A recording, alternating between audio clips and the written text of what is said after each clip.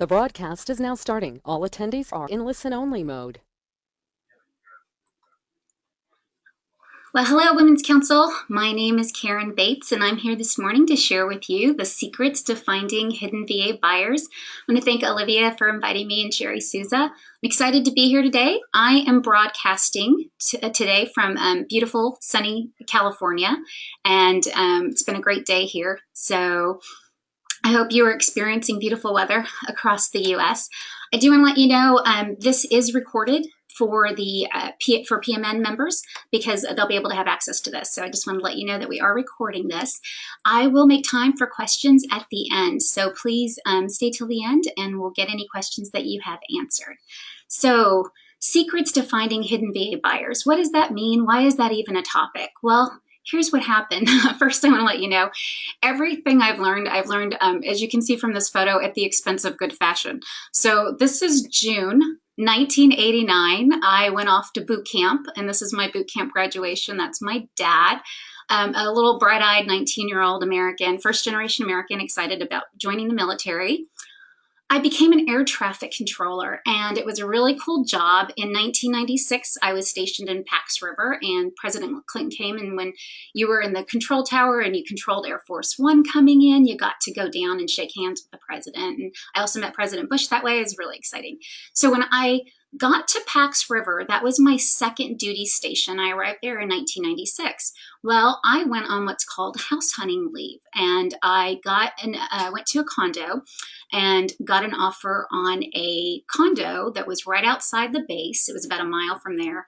It was, again, it was 1994. This picture is 96. 1994 was when I arrived, and I was buying a condo for $86,000, right? And they were like, oh, you can use your VA, you can use your VA. Well, when I went in to sign my loan docs, I looked down at my paperwork and it was not a VA loan. And what did they want? What do you think? Of course, more money. And it was a higher payment because now I had been flipped into an FHA loan, and it was from 0 down to 3.5%, which as an E5, 24 years old, I did not have that. And the payment was going to be higher, and I was already maxed out. So I did what any young, strong female in the military would do. I started crying, and I didn't buy my condo. And today that condo is worth almost $200,000. And the base just got so big that I would have been able to rent that. So that was a $100,000 buying mistake. Instead of the condo, I bought this. So every time I see that car on the road, I'm like, oh, there's my $100,000 condo, right? My $100,000 of equity in my condo right there, a convertible T-top. So what happened after that? I got out of the Navy. I served my 8 years, and then a year later, I married right back into it. So I spent 8 years as a military spouse. We moved 4 times in 3 years. 4 times in 3 years. Well, luckily for me, I was able to get my degree at that time. And I know what you're thinking. You don't look anything like that picture anymore.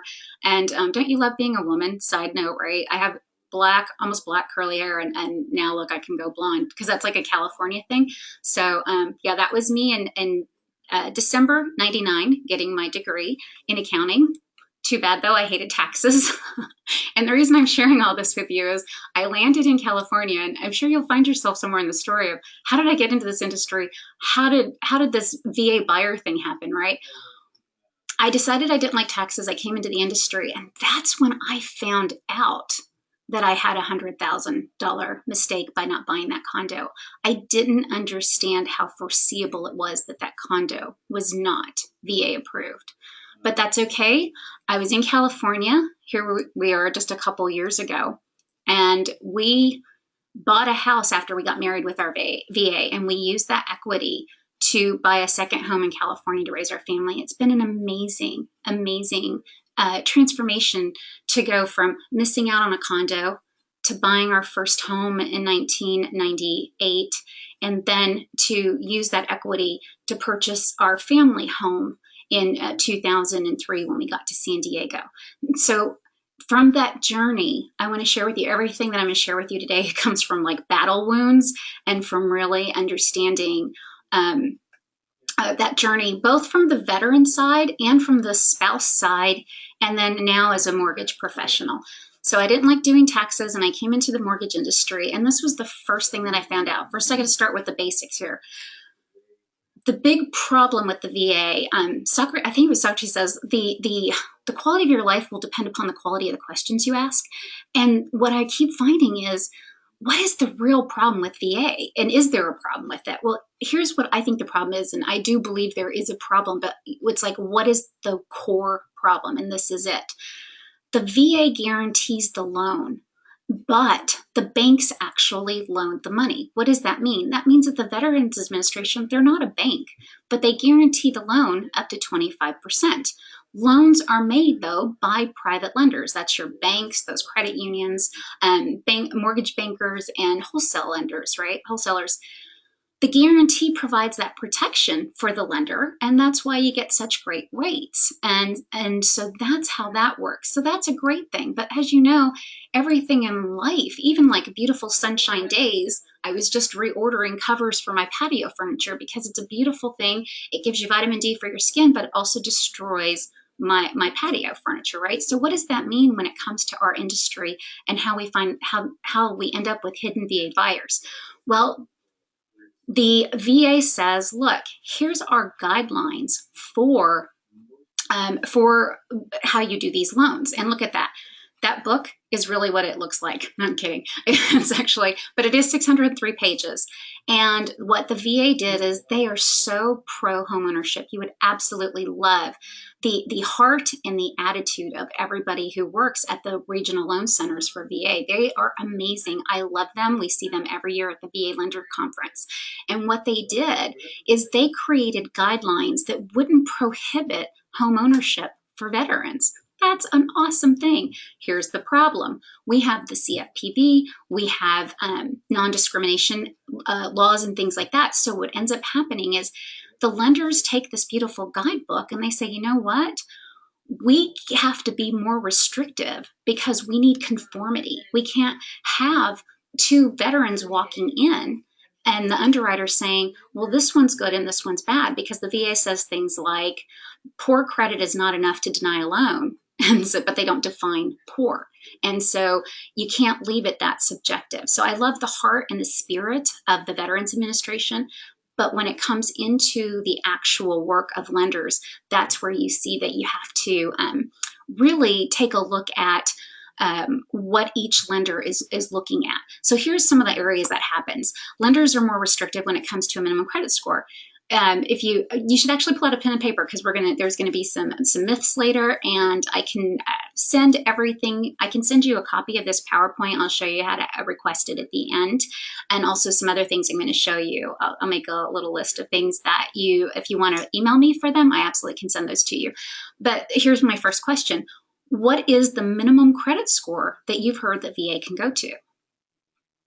So just write that down. And this is a trick question because there is none. Per those 603 pages, there's no minimum credit score. So here's the thing that will protect you as an agent when you're working with your veteran buyer. When you go to, if they're working with Navy Federal Credit Union, or they're working with USAA or Wells Fargo or Veterans United or whatever lender, whoever they're working with, every lender has put into place a credit score for their specific company. Okay, and that goes with everything. Their highest VA loan limit. There is no loan limit listed in there. VA can go to millions of dollars if you can find an investor for it, right? Required reserves, rules after bankruptcies and foreclosures, how you count rental income, repairs, and who can pay for what. So the rules are pretty vague, but what the VA says you can do is usually much less restrictive than what you see when you actually go out and work and you're working with your veteran and you're working with their lender. So one of the things we say is make sure you get a second opinion. So a denial from one lender does not mean all lenders will deny the loan. Isn't that exciting news? Do y'all find that exciting? I do. So that confusion, I love this, right? Navigating the puzzles lenders have made. So one of the frustrations we have in California is you can ask 3 different lenders the same question and get 3 different answers. So hopefully that explains why that happens. Let's talk about what that means for our business. The way that where we're at now this is September 2015. The military runs on a fiscal year, so they'll end on September 30th of 2016, and we'll get new numbers soon. So we just started a new fiscal year, and we'll be able to update this slide in a couple weeks. But last year, 21 million veterans and about 2.4 million VA loans. What does that mean for different states? Well, the VA varies greatly in how veterans are served across the U.S. This, you might want to make a note here. I have the spreadsheet that shows all the territories and the states of the U.S., where how many veterans are in your area and then what the percentages are. And so this is just a small snapshot of that, but I thought it was a good example of showing, look at that, New York, almost 1 million veterans, 41,000 VA loans, only 4.5% usage. I'm be curious to see how that plays against what their home ownership rate is, because if the home ownership rate is in the 10 to 12 or 50%, I wonder how that looks. I know they have one of the most conglomerated areas, like in the 5 boroughs of New York City, and I've spoken to lenders there. They're very frustrated. They said, the VA just doesn't work there because of a lot of different reasons, but I'm hoping to change that.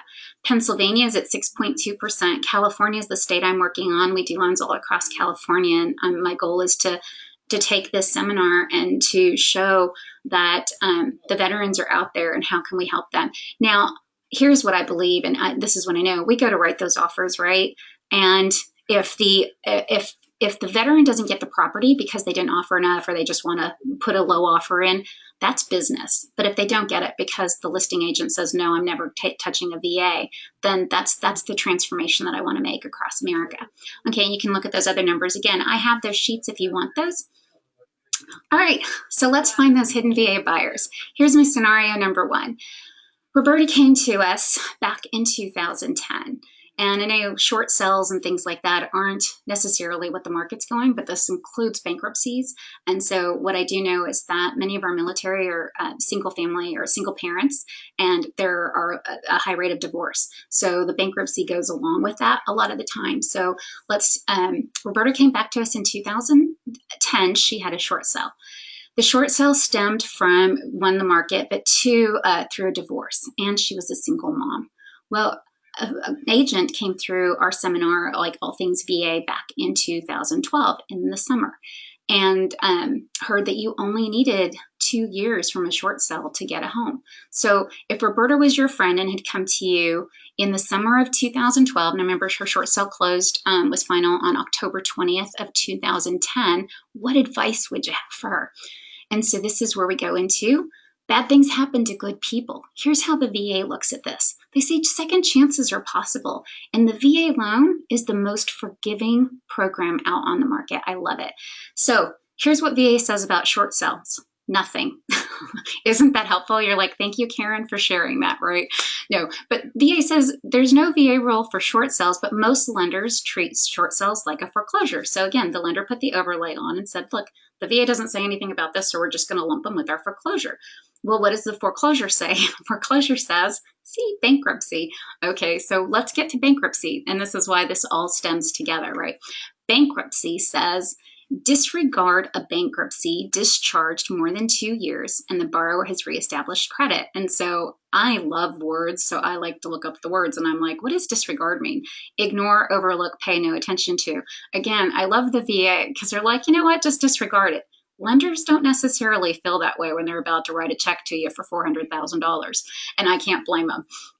So basically what this means is if the bankruptcy was discharged or the foreclosure short sale bankruptcy happened more than 2 years ago, then let's look to see if credit was reestablished. Let's see to look if there was a problem with what happened there.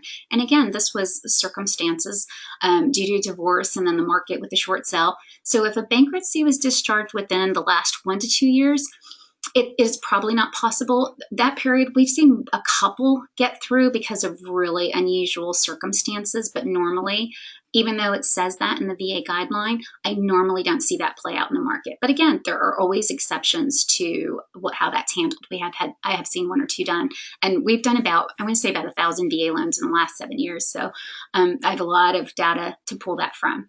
Okay, so let's go. Bad things happen to good people. One thing I want to point out here with the 2-year rule is 2 years from what? That's always the question. So the starting line for a Chapter 7 bankruptcy, the clock starts right at that discharge date. For a Chapter 13, it starts from the final date, assuming that it's been closed. And then short sales and foreclosures, it starts when the property is deeded out of the borrower's ownership. So once that's out, that's when you start. So the finish line, that 2 years from the date of that, cannot your new property buyer cannot purchase and close prior to those 2 years.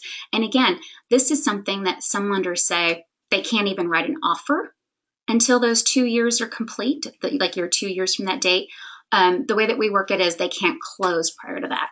So what happened here with this buyer? Okay, oh, here's where I have my little tip from the trenches there. Some lenders require loan application date and purchase contract be after the 2-year anniversary, but your past clients with reestablished credit can get pre-approved and out shopping before the 2-year anniversary. Success story. So here's what happened with Roberta. Her agent had come to our class in about June of 2012, and she said, hey, I know you're back on your feet.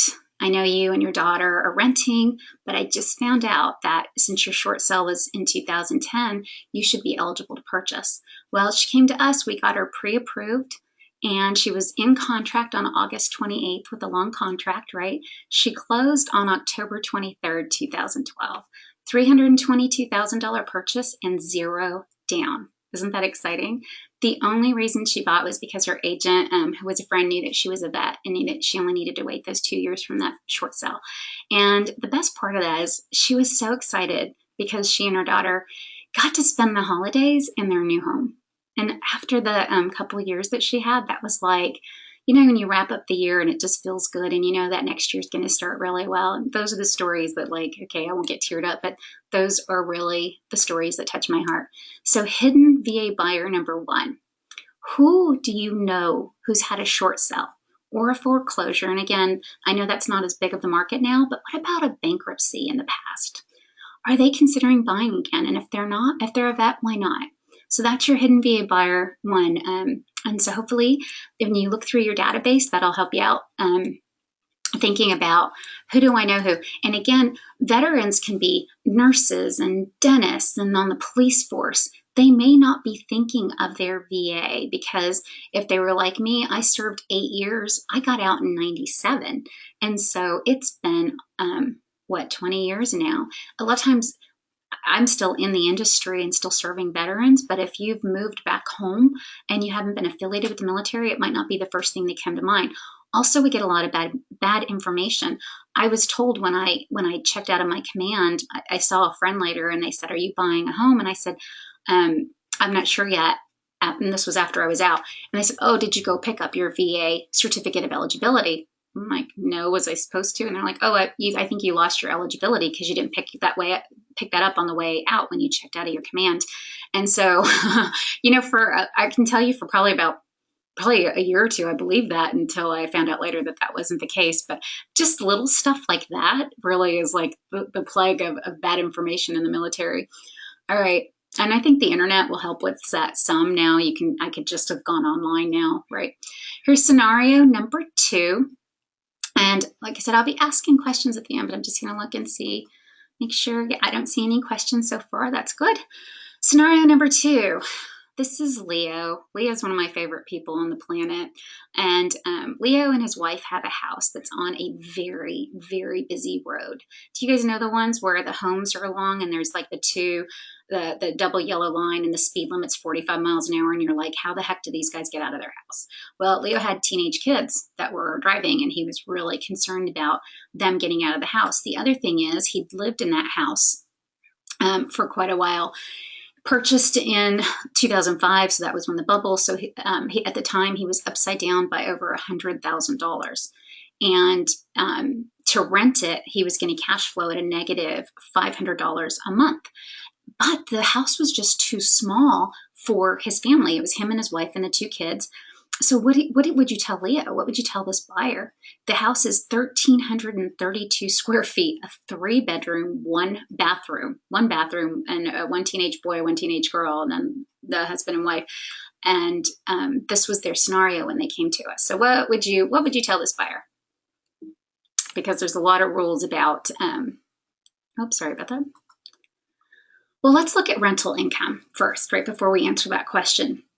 The VA has better rules than FHA and conventional when it comes to rental income. So now sometimes, though, some lenders will group rental income VA rules in with FHA, and this is why I bring this up here.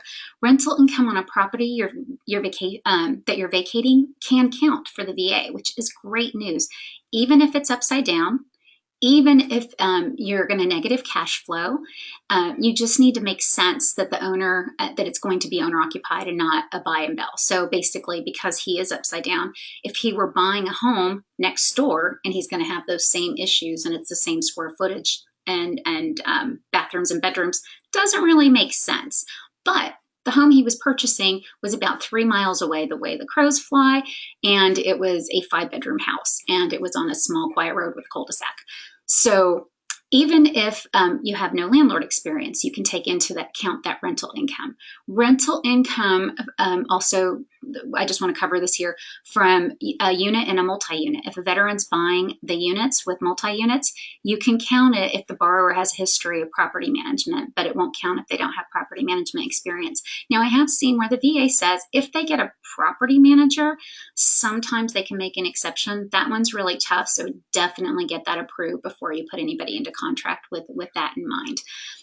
But this is typically where you have your move-up buyers, right? Usually somebody has equity. Like I said, from our first house in Virginia Beach to our house here in San Diego, we had equity and we were able to be move-up buyers. And that's why first-time home ownership is so important to our industry.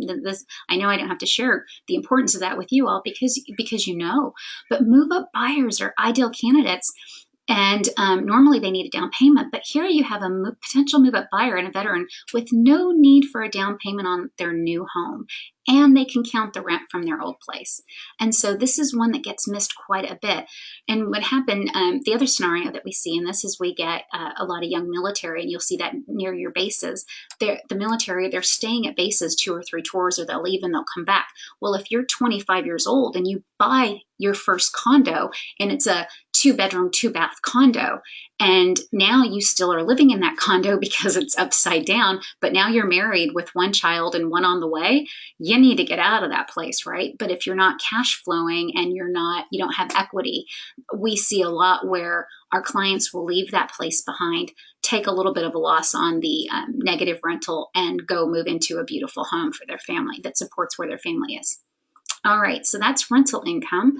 So even if you don't have equity, even if your property is upside down, even if it's going to negatively cash flow, rental income can count to offset that payment. So you have a potential move-up buyer. VA will count that rent. So how did this end? Well, Leo and his family ended up purchasing a 5-bedroom, 3-bath house. Can you imagine? Can you imagine going from a 3-bedroom, 1-bathroom house with 1,300 square feet to a 5-bedroom, 3-bath house, 2,800 square feet on a cul-de-sac? It was a $420,000 purchase, and yes, they did purchase it 0 down. How awesome is that? Oh, I see a question here from Kelly. Can a buyer use the current home to buy a second home, both with VA? Yeah, we'll cover more than one VA loan at a time. That's a great. So Kelly's question is, can the buyer use the rent on the current home to buy second home? Now the rent's not going to count towards the second home. It will offset the on the first home, but you can, when you transfer them over, you can use a VA on 2 loans on 2 houses at the same time, depending on how much eligibility you have. So that's a great question. All right. And I'll get more to that later, so if I confused you at all. So that's success story number 2. And so hidden VA buyer number 2, just to wrap up that scenario, is who do you know who wants to move but can't because their existing home doesn't have any equity? Are they considering buying again? And if they're a vet, why not? So I think this is a great area. If you find this would be all of your clients that are living in smaller homes or condos, and you can see that their family's growing, but they may be purchased at that place where they just didn't have a lot of equity. And if they did purchase in that 2005 or 6 time frame, they may not have used their VA because there were so many other 100% loans on the market. So definitely a good market to hit there. All right. So the next thing I want to cover for hidden buyer number 3 is that VA guarantee. How much is the VA maximum guarantee? So VA actually follows Freddie, Fannie, and the 417 conforming limit based on Freddie Mac limit. And they set the 0 down limit for each county. However, what happened is some of the counties are high cost areas, and the VA recognizes that. So there are some counties that are you can see the list there: Arkansas, California, Colorado, DC. I'm sorry, that's not Arkansas, Alaska. My 3rd grader would be so disappointed in me. Okay, so yes, that's Alaska. Alaska, California, Colorado, DC. You can see the states there. Those are the states that have high cost counties. And basically what that means is their 0 down limit exceeds the 417. But if you're not on the list, then your counties are 417. If your state is on that list and you want to know which counties are high cost, I'm going to move my screen out of the way at the end and just show you some websites that I use to get that information, so you'll have that at your fingertips. So technically, though, there is no max VA loan amount. What this tells you is that it's the 0 down limit. So if you want to buy 100% financing, which is what the VA is so famous for, that's what that is. But let's see. Let me go to the next slide and show you how this works.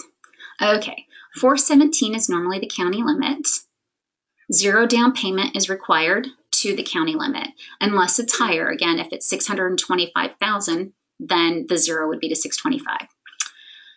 Down payment that is required is this little formula that you see here on the screen. So what you do is you take the purchase price, you subtract the county limit, and the down payment required on a VA jumbo is only 25% of the difference. Think about that. If somebody in your area, because most places are not high cost counties, so let's say your limit is 417,000. If your client wanted to buy a $517,000 home, which would be a $500,000 home, pretty nice house, right? But what if they just don't have the 20% to put down to get a conventional loan? What if they don't have that $100,000? Well, if they're veterans, 517, which would be the purchase price, minus the county limit, which we said was 417, is $100,000. But they only have to guarantee 25% of that. So their down payment's only 25% of 100,000, which is 25,000. So their down payment on a $517,000 home is $25,000. Imagine that for a second. That is really beautiful. So normal VA loan rules, high balance rules. So the way that it works for high balance, again, the VA doesn't really have anything specific. They don't even call it a VA jumbo. If you were to look in the VA guidelines, you wouldn't find anything that says VA jumbo. But the high balance lender rules, normally what we see is that they have a slightly higher interest rate, maybe 0.25%, though seriously, really great rate, right? And they are slightly more restrictive on credit, and normally they require reserves. But honestly, I think that's a good idea, because if you're buying a $500,000 house plus, it's very good to have a payment or two in the bank. It's like 2 months, maybe sometimes 6 months reserves, right? You definitely want that when you buy that home. Okay, so this is that formula. I'm going to move on, but again, if you email me, and I'll give you my email at the end, if you want a copy of this PowerPoint, absolutely send it to you. All right, so here's how this works. A VA loan on this home, it was in a small town here in California. It sold in 2012 for $1.3 million, and the loan was $975,000. Now, this is this house. This is a VA loan. This is amazing. Most people who walk into a home that looks this beautiful would never think VA, right? So this is how this works. Thought I'd put it in a chart because I love charts. I'm so visual. Hopefully this is helping you as well. If the purchase price is $980,000 for VA, you can get 3.25%. For a traditional high balance, 4%. Down payment for VA on this would be 10%, just based on the county limit and the 25% difference. So $99,813 Regular, you'd have to put 20% down. So look at that. You've just saved 0.25% on the interest rate and $100,000 in cash. Now I can tell you in 2010, I purchased my dream home, and it was the same thing. I used my VA for it, and this is for real. One, it was a REO property, and it took us a week to get the offer accepted because the asset manager was like, "I've never seen VA on a loan like this," and we're in San Diego, and we finally got it through, and so. We saved $75,000 on a down payment. That would have broken the deal for me personally. I can tell you it would have broken the deal because we had some of the down payment, but we didn't have the 20%. But we've been able to maintain the payment. So our income was where it needed to be.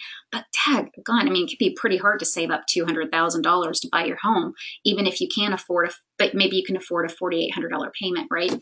So $100,000 saved there, right? Now the VA does have the funding fee, but that gets added to the loan. No points for the interest rate. The VA loan amount is higher because obviously you didn't put as much down. But the total cash required, $116,000 versus $213,000. And that's the difference maker. I know a lot of couples, dual income couples, that can afford the lower down payment and that monthly payment of $5,200 versus coming up with $213,000. Does that make sense? I hope you all can see that. And so it used almost $100,000 less cash, but the payment is only $384 more. So I think that's a really good example. One of our other clients, one of our agents was working with a client that wanted to buy a condo, and the condo was $900,000, and the payment was going to be $7,000. And the condo units were not VA approved, but she said, you know what, we can get this condo unit VA approved and you can use your VA on it. And at the time, the payment was $6,000. She saved them $1,000 on the difference in the mortgage payment plus some of the down payment. And so she still gets referrals from that client today, because had she not mentioned it, they had the cash. They would have just purchased it as a conventional loan and not save that money. Now we did have to go through the process of getting the condo approved, but if you knew you could save $1,000 a month and save, close to $100,000 on your down payment, would that be worth a 2 to 3 month wait if you could get the seller to hold out? Plus, once the condo complex is approved, anybody can use VA in that complex. So this is a really good one to be thinking about. And I know a lot of the areas across the US, 417, but again, think of a home, if somebody's buying a home for $617,000, so like a beautiful dream home in Iowa, and the loan amount's $417, that's a $200,000 difference. What would a conventional loan require for a down payment? Probably 20%, so you're looking at over $120,000, right? VA, $50,000, right? Because the difference between $617 and $417 is $200,000. At 25%, $50,000. So there you go. That's another, you can see the $70,000 difference in cash, right? So that one excites me. Like I said, that one is really, that's touched me personally. So here's success story number 3. This was, a VA loan on this. I shared with you my girlfriend Kay's story with her condo client, and then my own personal story of how that worked. So hidden VA buyer number 3 is, who do you know who wants to buy their dream home today, but doesn't have that cash saved up quite yet because, the economy's been where it's been.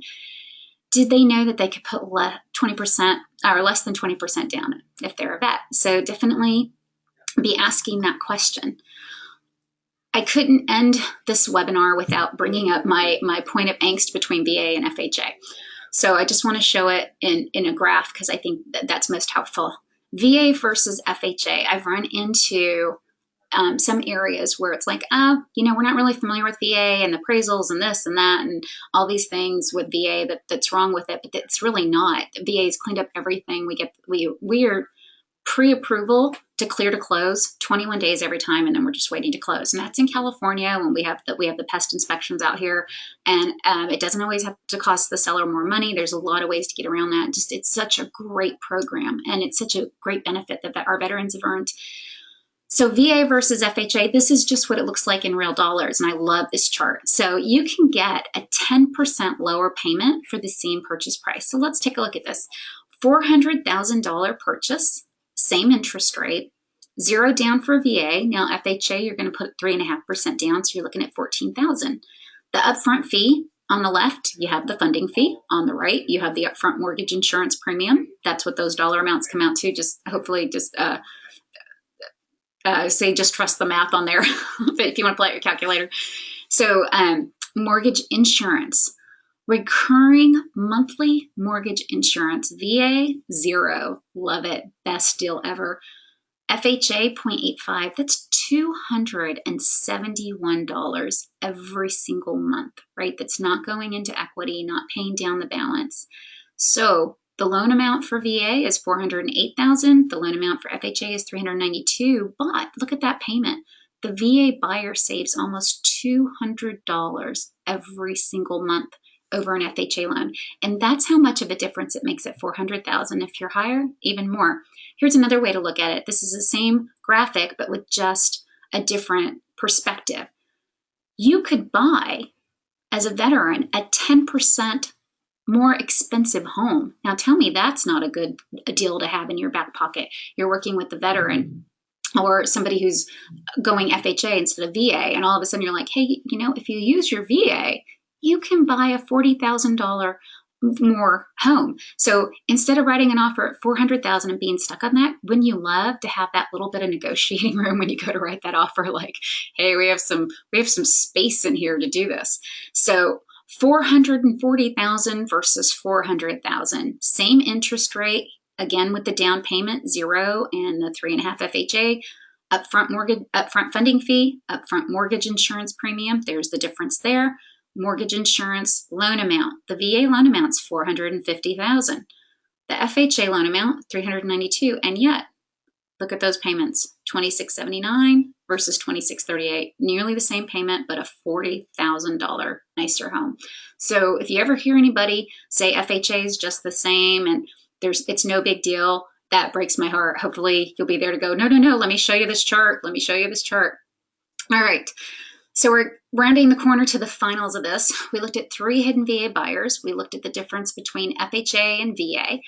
Last thing I'm going to leave you with are, and this is really something that you can share with your veterans. I have a flyer on these myths that I can send you, and I have an article that I wrote on these myths that you can take and pull from, and you have my complete permission to just take right out of the article. I don't even care if you refer it back to me. My whole thing is, I have asked enough of my peers, my veteran friends, and my military spouse wives that I love, and nobody gets all these right. We just don't. We were never taught this. And so my prayer is that by giving this to you and then giving you the article and giving you the flyer to use with it, please help educate veterans. It'll help your business stand apart. It'll do amazing things for your business, but it'll also help the veterans to understand so they don't miss an opportunity to use their VA when they should be using it.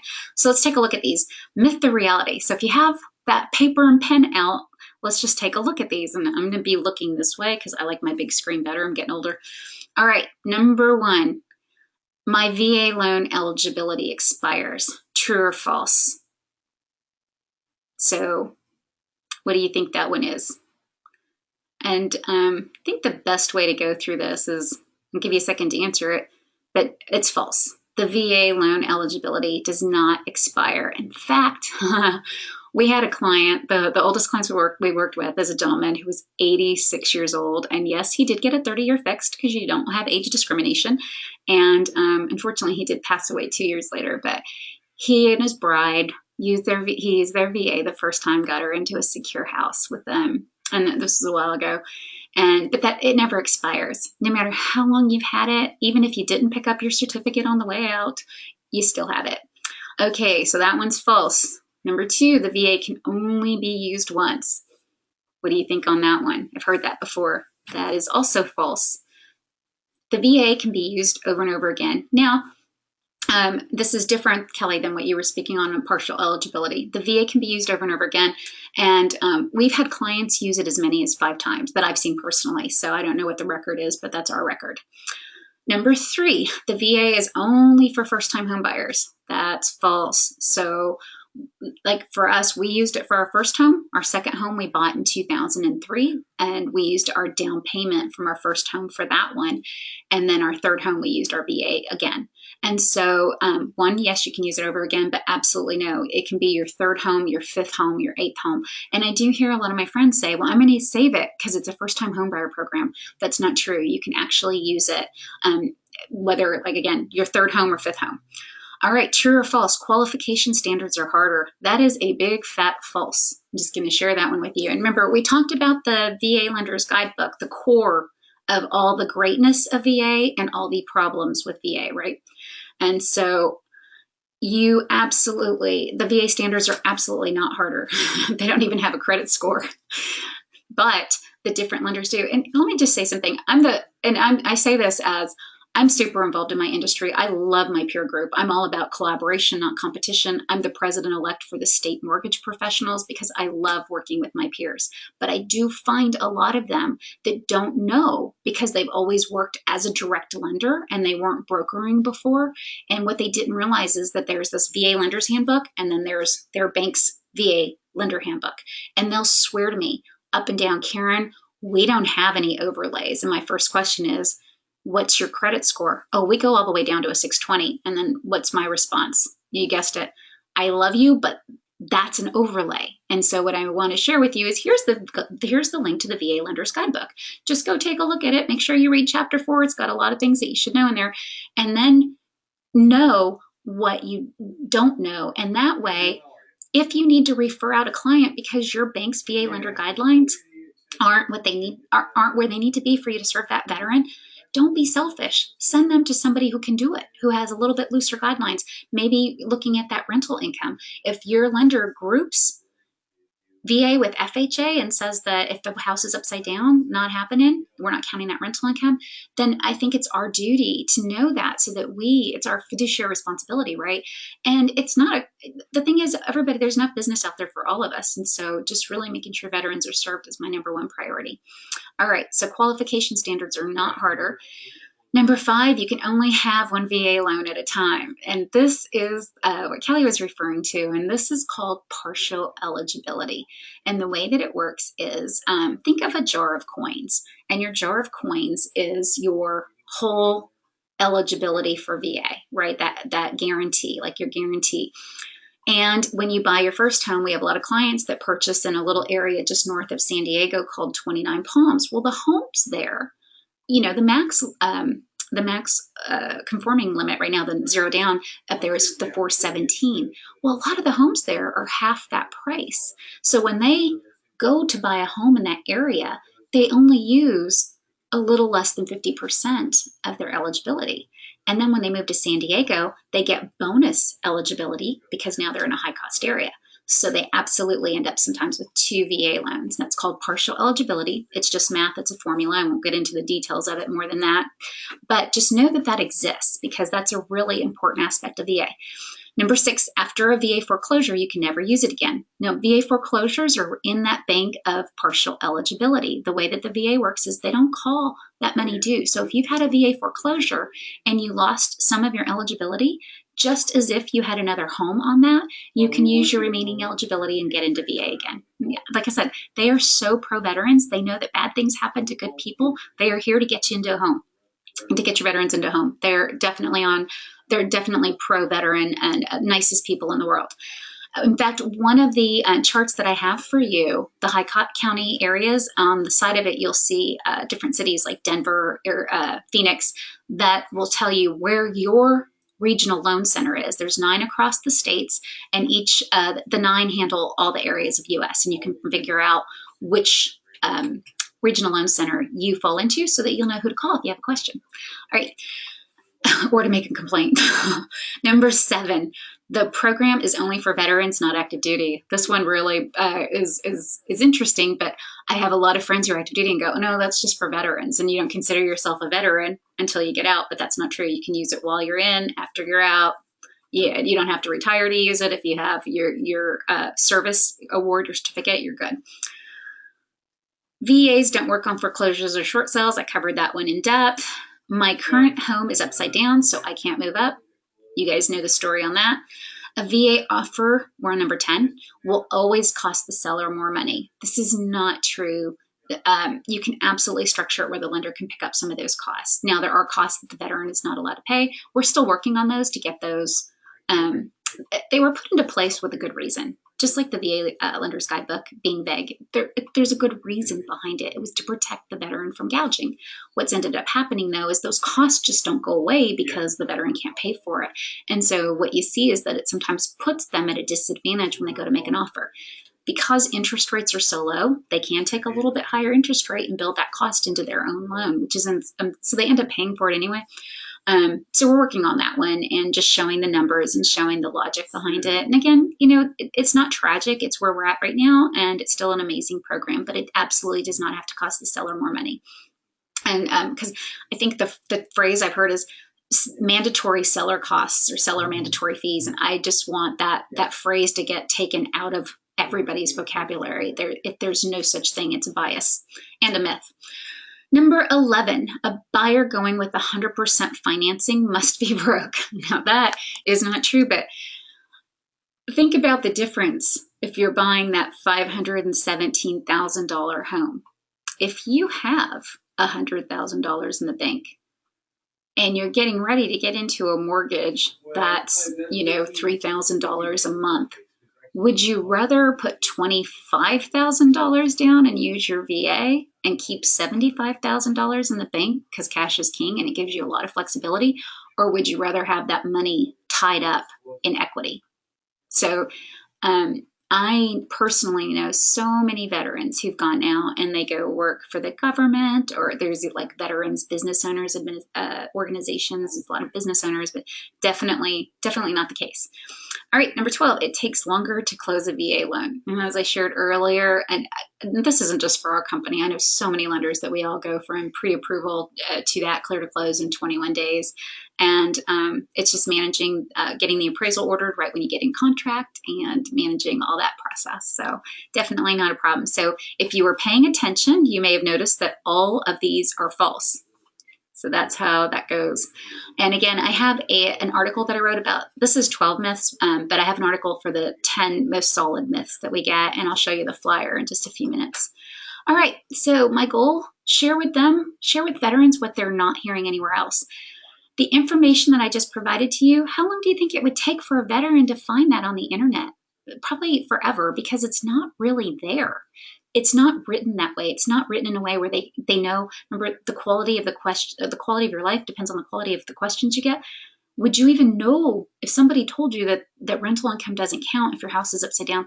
Would you know to ask a different lender? Would you know why there's confusion on the market? Would you know that VA had just gotten bulked in with FHA?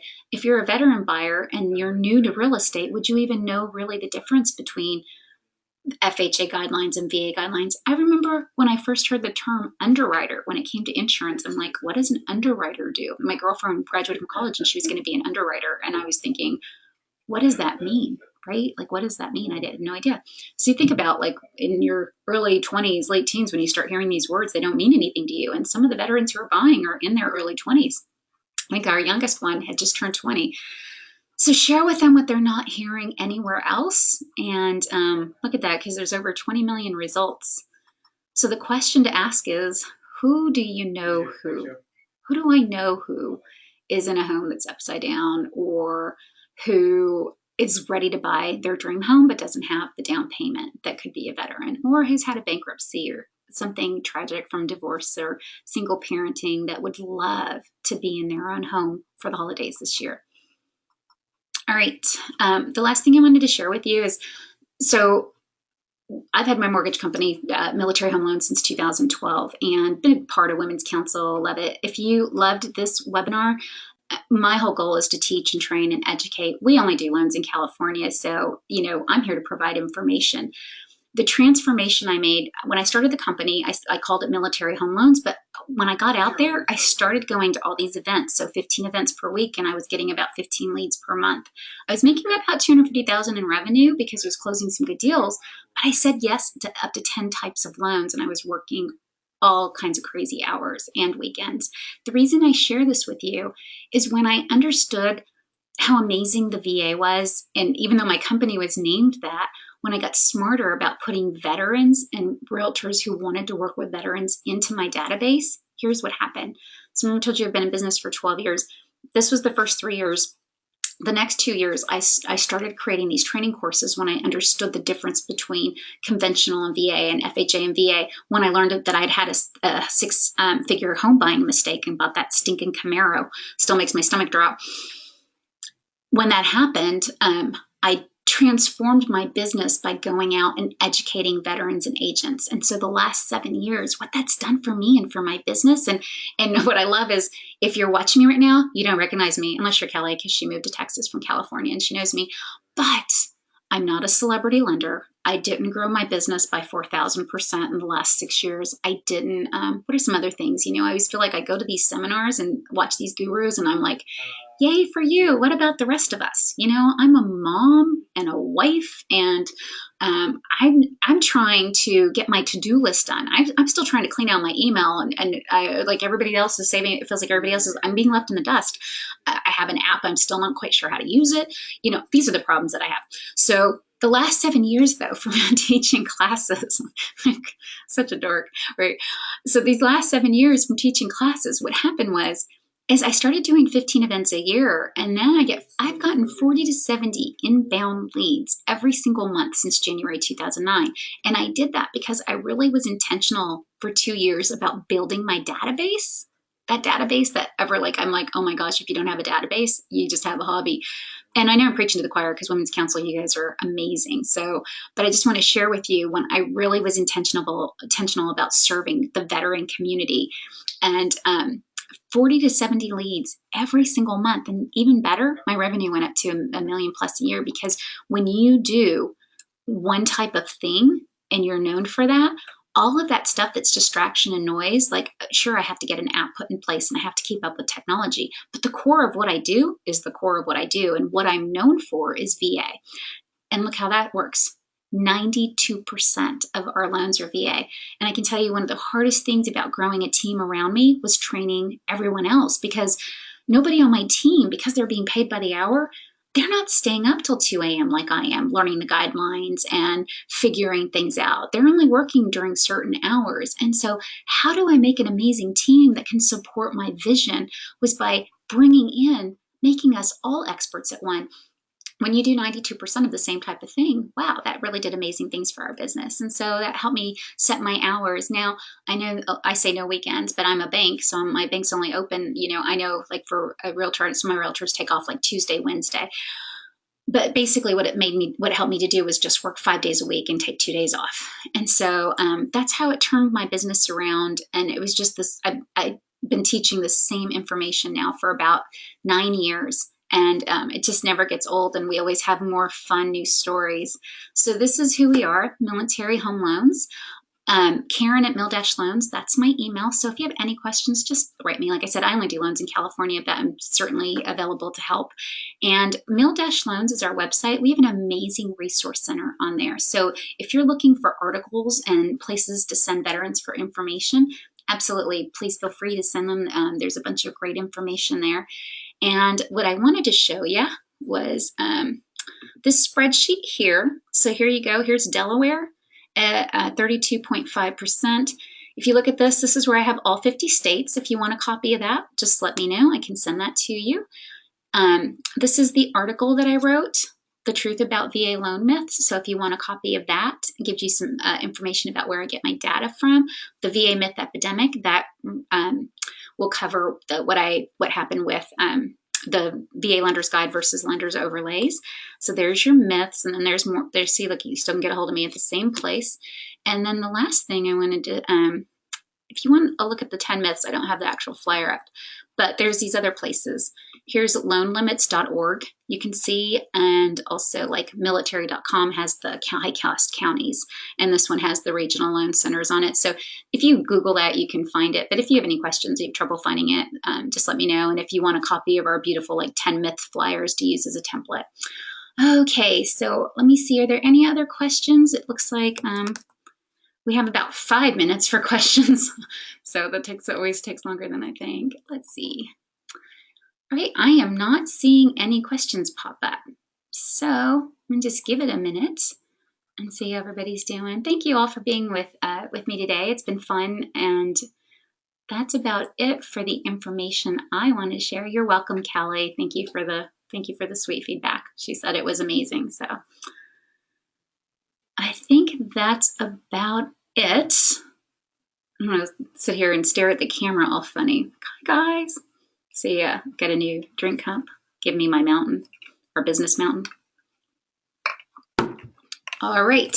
So with that being said, I don't have any questions. Thank you again for attending today. Be sure to look for this on the WCR website. It is free for PMN designees to watch again. And I hope you all have a beautiful day. Thank you.